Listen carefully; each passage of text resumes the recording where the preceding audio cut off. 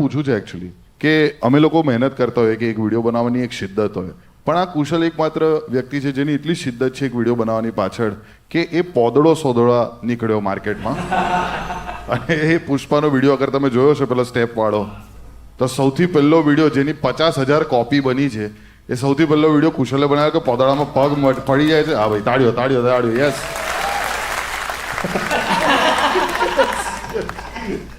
અરે પોદળામાં પગ ને નાવ હવે સ્કેલ અપ છે, વાળથી ચાલ ઊંચી છે ભીત પર ને. ગ્રેટ યાર man. તો એ પોદળો તું શોધવા નીકળેલો હોય, like what was the process? એટલે વિડીયો મેં વિચાર્યો તો મેં કીધું આમાં તો 2 સીન જ છે, વાર નહીં લાગે, 2 મિનિટમાં શૂટ થઈ જશે. પણ મેં કીધું સૌથી ઇમ્પોર્ટન્ટ આમાં મારા સિવાય કોઈ હોય તો એ પોદળો છે.